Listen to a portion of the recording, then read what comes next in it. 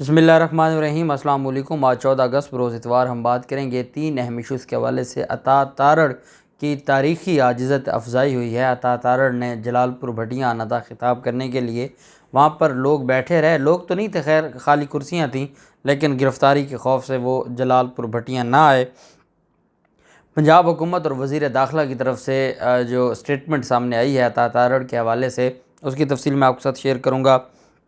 साथ हम बात करेंगे आज़ादी इज़हार राय और मीडिया के हवाले से। इमरान खान का बड़ा दबंग जो स्टेटमेंट सामने आई है, और उसमें यूट्यूबर्स के हवाले से, सोशल मीडिया यूज़र्स के हवाले से जो पाकिस्तान तहरीक इंसाफ या इमरान खान या पाकिस्तान का मौक़िफ़ कौम के सामने रखते हैं, उस हवाले से वो भी मैं आपके साथ शेयर करूँगा। और पाकिस्तान तहरीक इंसाफ ने ज़िमनी इलेक्शन जो होने जा रहा है 139 में, PP 139 शेखुपुरा में, जो जलील शरकपुरी की सीट थी और उन्होंने रिज़ाइन किया था पाकिस्तान मुस्लिम लीग नून का, और वहाँ अब ज़िमनी इलेक्शन होने जा रहे हैं। और मैं आपको बताऊंगा कि उस ज़िमनी इलेक्शन में पाकिस्तान मुस्लिम लीग नून के पास सिरे से उम्मीदवार ही कोई नहीं है, और पाकिस्तान मुस्लिम लीग नून का कोई उम्मीदवार खड़ा ही नहीं हुआ।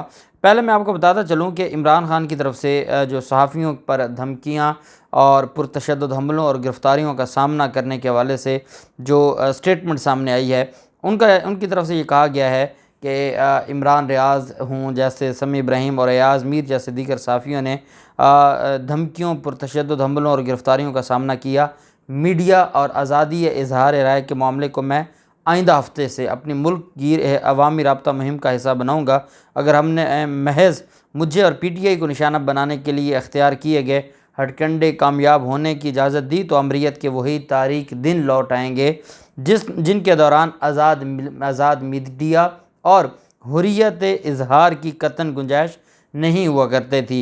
आइन की रूह के मुताबिक एक आज़ाद मीडिया और इज़हार आज़ादी राय के बग़ैर तो हकीकी आज़ादी मुमकिन ही नहीं है। और साथ इमरान खान की तरफ से ये भी कहा गया कि मैं अपनी कौम को इम्पोर्टेड हुकूमत और रियासती मशीनरी की जानिब से उन मीडिया हाउसेस और सहाफ़ियों के ख़िलाफ़ क्रैकडाउन की एक नहायत गैर मामूली मुहिम के बारे में मुतनब्बे करना चाहता हूँ, जो PTI और मेरा बयानिया आवाम तक पहुँचाते हैं। अब जानते हैं कि इमरान खान ने उस दिन प्रेस कॉन्फ्रेंस में भी इस बात का जिक्र किया था कि जो सोशल मीडिया पर जो यूट्यूबर्स हैं, जो पाकिस्तान तहरीक इंसाफ इमरान खान का या पाकिस्तान का मौक़िफ़, अवाम पाकिस्तान का मौक़िफ़ कौम के सामने रखते हैं, या ये कहा जा सकता है कि जो इस इम्पोर्टेड हुकूमत के पॉलिसियों के ख़िलाफ़ बात करते हैं, उनके ख़िलाफ़ क्रैकडाउन का जो मंसूबा बनाया जा रहा है। एयरवाई न्यूज़ आप जानते हैं कि वो पिछले 3-4 दिन से एयरवाई न्यूज़ ने जितना हो सकता है वो अपनी पॉलिसी को तब्दील कर रहा है, लेकिन उसके बावजूद माफ़ी नहीं मिल रही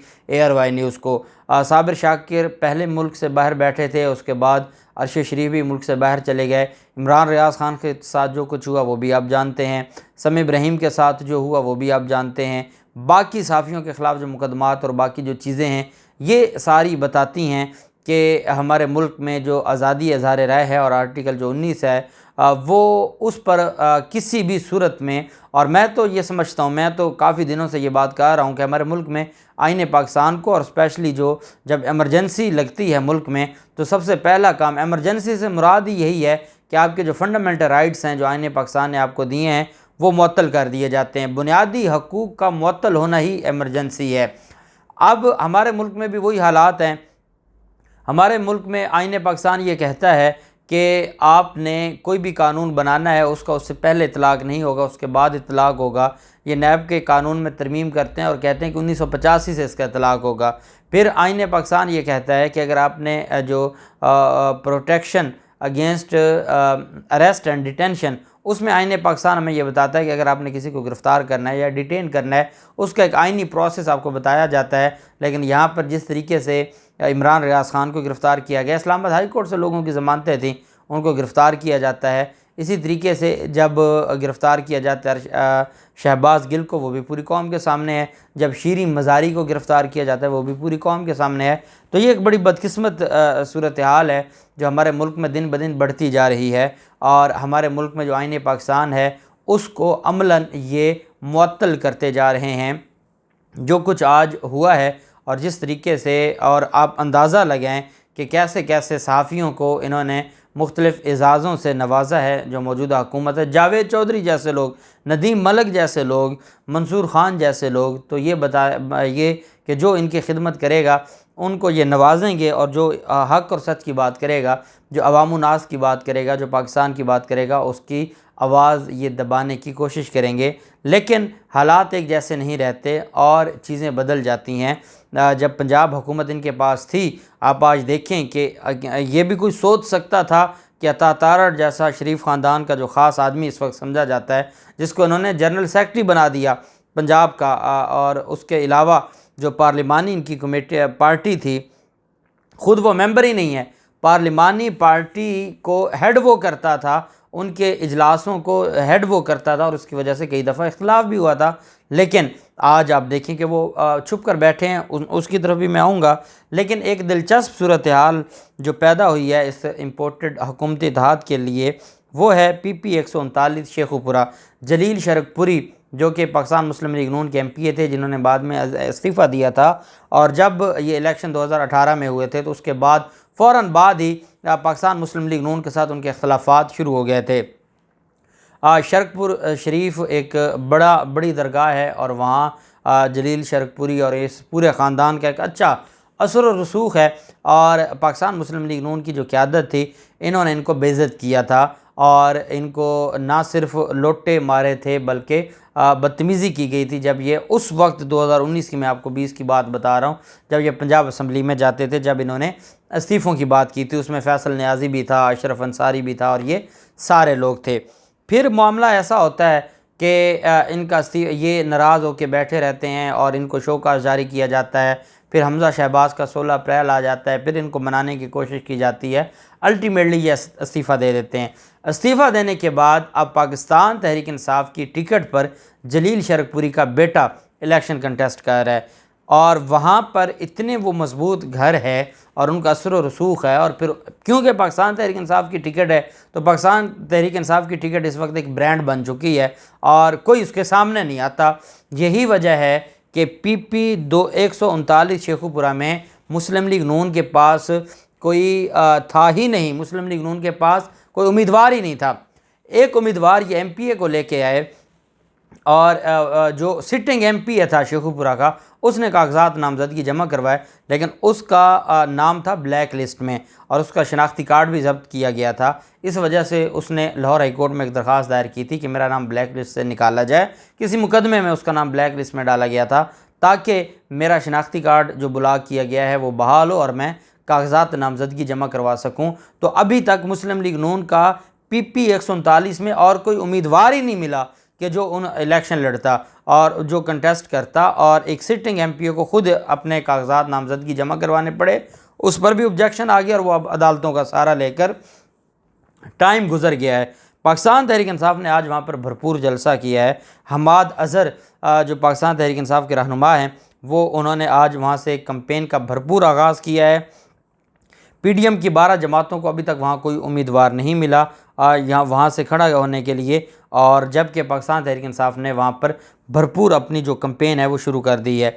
जबकि दूसरी तरफ जो दिलचस्प मामला है, और ये मामला है अता तारड़ का। जलालपुर भटिया में आज एक जलसा था 14 अगस्त को, और वहाँ पर अता तारड़ का ख़ुसूसी खिताब था। अब जलालपुर भटिया में अता तारड़ ने आज खिताब करने आना था, और आप जानते हैं कि वो 2 दिन से भाग गया है लाहौर से और पंजाब से, और वो इस्लामाबाद में छुपा हुआ है। अच्छा, फिर आपने नहीं आना था तो आप अपने लोगों को बता देते। एक तो वहाँ कोई बंदा था नहीं, खाली कुर्सियाँ पड़ी थी। फिर वहाँ पर अता तारड़ ने नहीं आना था तो वो अपनी लोकल लीडरशिप को बता देता कि भाई मैं पंजाब में दाखिल हुआ, मुझे गिरफ़्तार कर लिया जाएगा, क्योंकि जो मुआवने ख़ुसूसी उसको बनाया गया था, मैंने आपको बताया था जिस दिन इनको मुआवने ख़ुसूसी बनाया था, मीडिया पर यह बात आई थी कि उसको गिरफ़्तारी से बचवाने के लिए यह सारा कुछ किया जा रहा है। मैंने आपको बताया था कि गिरफ़्तारी से वो बच ही नहीं सकता, क्रिमिनल कार्रवाई के लिए कोई प्रिविलेज इनको है ही नहीं, चाहे कोई वज़ीर के है या कोई मुआवने ख़ुसूसी है। अब वो भाग गया। पहले लाहौर हाई कोर्ट में एक दरख्वास्त दी, लाहौर हाई कोर्ट में दरख्वास्त देने के बाद इसके घर पे छापा मार कार्रवाई हुई और ये भाग गया। अब इसने आज जलालपुर भटिया आना था, और जो हमारे हाशिम डोगर हैं उनकी तरफ से कहा गया है, एक ट्वीट किया गया है कि जलालपुर भटिया में तारड़ साहब आपने तशरीफ़ लाना थी, आप तो आए ही नहीं, आपकी कॉफ़ी का इंतज़ाम हमने किया हुआ था, मैंने भी पक्का इरादा कर लिया आपको कॉफ़ी पिला के ही रहूँगा इंशाअल्लाह, ये उनकी तरफ से कहा गया। और दूसरी तरफ अता तारड़ ने जलसा से ख़िताब करना था, वो गिरफ़्तारी के डर से सिरे से आए ही नहीं। एक बात मैं हाशिम डोगर को ये ज़रूर कहूँगा कि पाकिस्तान तहरीक इंसाफ के वज़ीर और अता तारड़ और राना सनाउल्लाह में फ़र्क होना चाहिए। आप आइन और कानून के मुताबिक इनके ख़िलाफ़ कार्रवाई करें, और ये कौम आपसे ये नहीं चाहती कि आप बातें करें या हमें ट्वीट करके दिखाएं या हमें तकरीरें सुनाएं। नहीं, कौम ये चाहती है कि आप उनके ख़िलाफ़ कार्रवाई करें। अब आप देखें कैप्टन रिटायर्ड उस्मान जो इस वक्त लाहौर का जो ब्यूरोक्रेसी का हेड है, कमिश्नर, उसने क्या किया, कमिश्नर ने वो उसने दरख्वास्त दी और बरी हो गया मॉडल टाउन केस से। सानिया मॉडल टाउन का वो मरकज़ी मुलज़म है, वो बरी हो गया। बरी होने के बाद उसकी अक्यूटल को चैलेंज किया हुआ है हाई कोर्ट में, और फिर साथ मुश्ताक सुखेरा और बाकी लोगों ने दी हुई थी दरख्वास्त, जिसको फिर बाद में रुकवा लिया, नहीं तो ये सारी बरी होने लगे थे। उसकी आज आज़ादी की एक जो 14 अगस्त के हवाले से एक तकरीब में आज उस कमिश्नर की जितनी तारीफ़ें हमारा परवेज़ इलाही कह रहा था, किसी ने नहीं की होंगी। तो आप वैसे कहते हैं कि आप सानिया मॉडल टाउन के कातलों को कैफ़रे किरदार तक पहुँचाएँगे, और किसी को आप DPO सरगोदा लगा देते हैं, और वहाँ आपका मोहन इलाही कहता है कि वो PTI के कहने पे लगा। तो ये कमिश्नर की तारीफ़ें भी PTI के कहने पे आप कह रहे हैं। तो खुदा का खौफ करें, कौम को बेवकूफ़ ना बनाएं। हाशिम डोगर साहब से ये गुजारिश है कि ये इस तरह की जो चीज़ें हैं, ये राना सनाउल्लाह, अता तारड़ जैसे लोग तो करें तो समझ आती है। अब जैसे लोग कॉफ़ी पिलाना, ये करना, वो करना, कानून के मुताबिक कार्रवाई करें। वो यहाँ पर मौजूद था, आपने उसको क्यों मौका दिया कि वो जाए, और आपने उसको वहाँ तक पहुँचने कैसे दिया? यहाँ तो इमरान रियाज खान और बाकी लोगों को जब वो इस्लामाबाद के हदूद से पहले ही उनको गिरफ़्तार कर लिया जाता था। तो ये आपकी नालायकी है, और आज वो तो खौफज़दा हैं। मैंने आपको बताया था, वो तो लाहौर हाई कोर्ट में जाके जज साहब के चैम्बर में जाके वो तरले डालते रहे कि जनाब मेहरबानी करें, और उनका तरा तो सिर्फ 4 गाड़ियाँ पुलिस की देख के निकल गया था। इन लोगों की कोई औकात नहीं है। बहरहाल वो गिरफ़्तारी के खौफ से आज जलालपुर भट्टियाँ तकरीर करने ना आए, और जो खाली कुर्सियाँ थीं वो फिर उठवा दी गई, क्योंकि जो ख़िताब करने वाला था वो ना आया। देखते हैं क्या होता है, जो भी तफसीलात होंगी आपके साथ शेयर करते रहेंगे। अल्लाह पाक पाकिस्तान का हमें नासिर हो। बहुत शुक्रिया। अल्लाह हाफ़िज़। पाकिस्तान ज़िंदाबाद।